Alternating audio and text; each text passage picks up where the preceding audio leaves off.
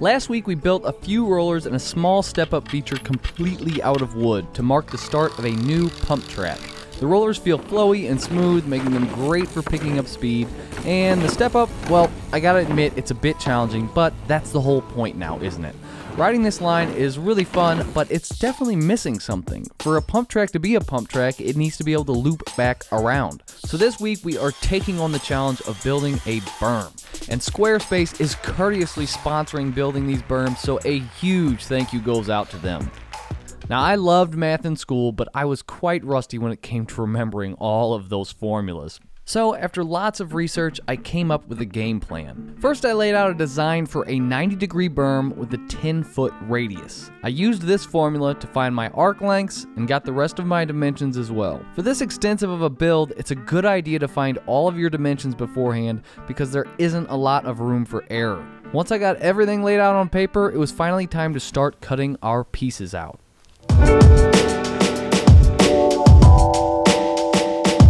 The cool thing about this build is a lot of the pieces are the same, so once I cut one piece out like this, I could just use it as a template and then cut the rest out.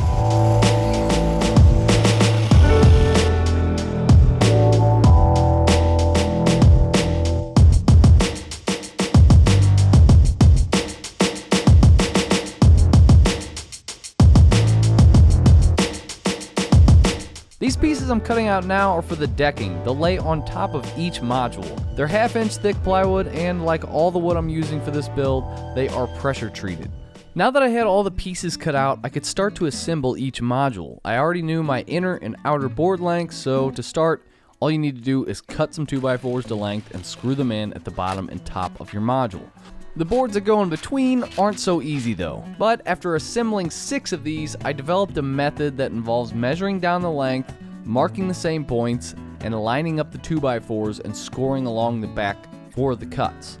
It worked pretty well, but when we get to the decking, you'll see I ended up making a mistake somewhere. But first, here's 3 hours of work in 5 seconds.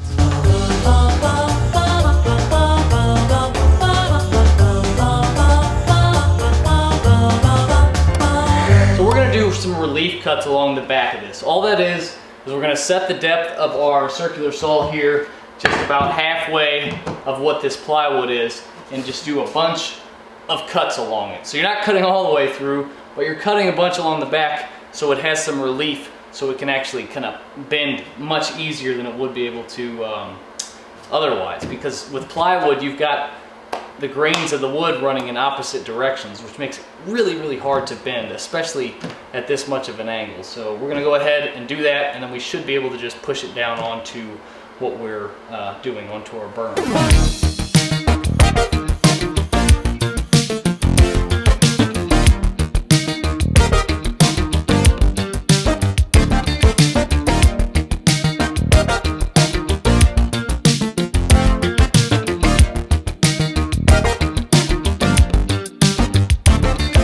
So here's my mistake. I didn't account for the decking to come in as it bent into the arc. I think a small arc on the outer edge of the decking will fix this next time, but I'm not entirely sure. If you're a geometry whiz, feel free to let me know what I did wrong, but we're on mountain bikes, so these small gaps won't matter much. Now, some chumps might just throw the rollers next to the berm and call it done, but you don't want to do that because it leads to dead spots, which are no bueno because they reduce your speed. A proper pump track berm is going to have rollers at the end of each side, so you can pump into and out of the berm. Now, normally this would be an easy thing to do. You just build up rollers right next to the berms. But since we're using wood, this makes for a very complicated piece to make. So here we're just gonna make up some templates again, just like in the last video, tape them together, cut them out, and then cut them out of the boards.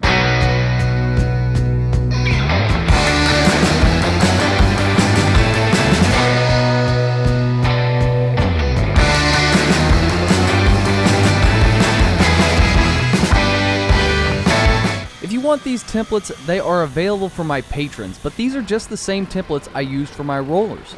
These will be the inside of the transition piece. I won't go into too much detail on how I built these modules, but let's just say it's a lot of random arcs and angles. In other words, I just made it how I thought it should look with zero math or precision.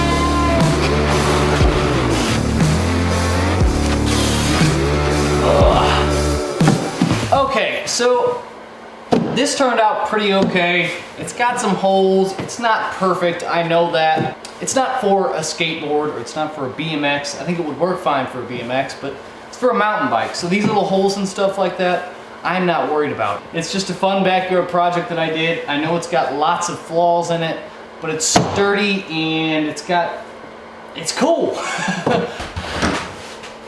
Hopefully we can fit this out the door.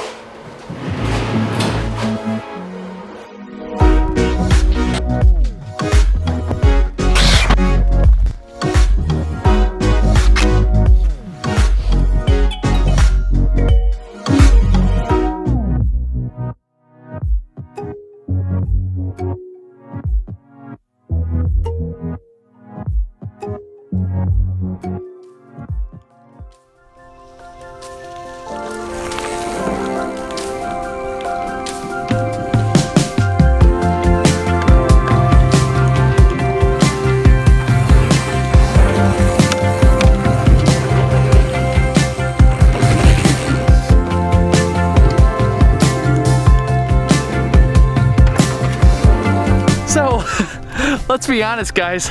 I'm just getting a bunch of glamour shots right now of the berm. I haven't stuck this this step up here in the background yet.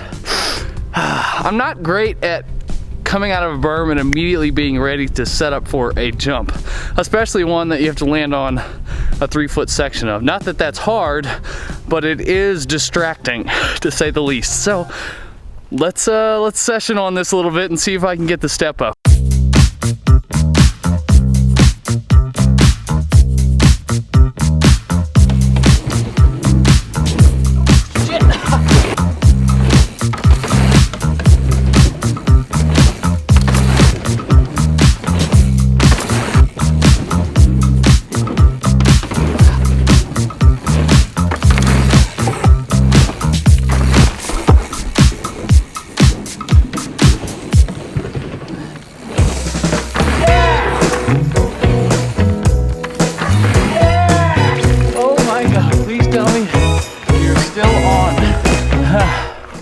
Oh man, wow, whew, that was hard. You know what finally did it? I said, all right, you're at Seth's Bike Hack's house and there's a tree in between those two jumps, or the jump and the transition, and you gotta make it across or else you're gonna get f***ed up. And that did it. I got over it. Now's probably a great time to tell you guys to head over to Squarespace. They made it extremely simple to start my trail building business alongside my YouTube channel. They gave me the ability to open my own merch store that keeps track of all of my inventory and provided easy ways for you guys to check out, like PayPal. Squarespace also makes it possible to integrate outsourced features like my interactive trail map. And if you want to take your business to the next level with customizable websites, then head on over to Squarespace for a free trial. And when you're ready to launch, go to squarespace.com/backyardtrailbuilds to save 10% off your first purchase of a website or domain. I want to say a huge thank you to my patrons for supporting me. And if you want the templates for the rollers or the step up, you can get them through my Patreon. If you're still watching, I've got a question for you.